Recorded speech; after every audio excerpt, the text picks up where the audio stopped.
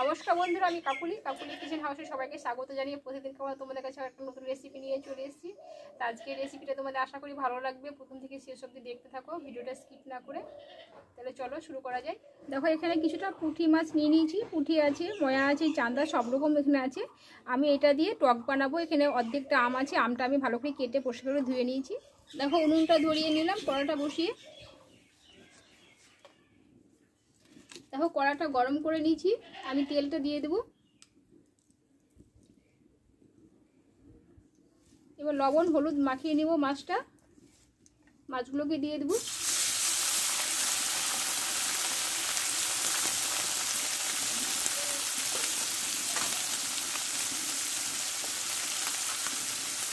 এখানে আমি 4টে কাঁচা লঙ্কা নিয়েছি আর সাদা কালো সরষে নিয়েছি, এটা আমি শিলনোড়ায় বেটে নেব।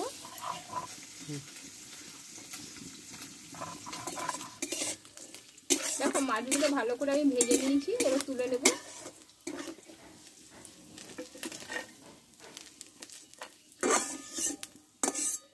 দেখো এই তেলে 2টো শুকনো লঙ্কা দেবো আর কিছুটা পাঁচফোড়ন দিয়ে দেবো। লঙ্কাটা একটু লালচে করে নেব।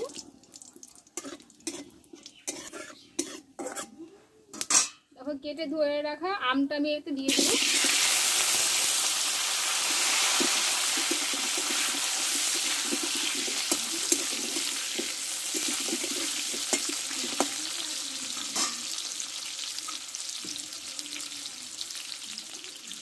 একটু লঙ্কা গুঁড়ো দেবো, স্বাদ মতো লবণ, লবণটা একটু লাগবে টকের জন্য, আর দেবো হলুদ গুঁড়ো।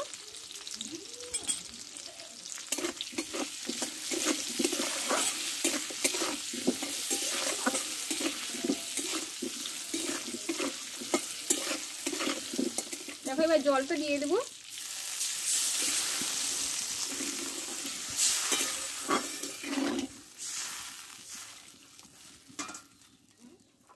এবার বেটে রাখা কাঁচা লঙ্কার সরষে বাটাটা আমি দিয়ে দেবো। একটু বাটিটা ধুয়ে একটু জলটা দিয়ে দেবো। 1 চামচ মতো চিনি দেবো। ফুটে উঠেছে, কালারটা দেখো, আমগুলো পুরো সিদ্ধ হয়ে গেছে। এবার আমি মাছটাকে দিয়ে দেবো।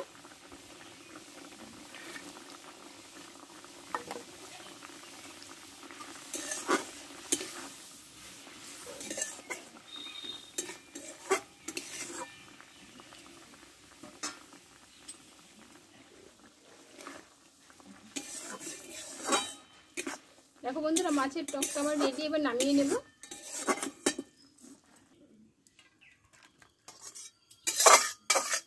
তাহলে বন্ধুরা আমার আমের টকটা হয়ে গেল পুঁটি মাছ দিয়ে।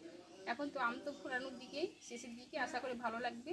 তো বাড়িতে ট্রাই করে দেখতে পারো, আমরা খুব ভালোবাসি খেতে। তো আমার রেসিপিটি যদি ভালো লেগে থাকে একটা লাইক করে দিও, বন্ধুদের কাছে মেলা করে শেয়ার করে দিও, চ্যানেলটা সাবস্ক্রাইব করে পাশে থেকো। আবার পরের রেসিপি তোমাদের কাছে আসবে। তোমরা ভালো থেকো, সুস্থ থেকো।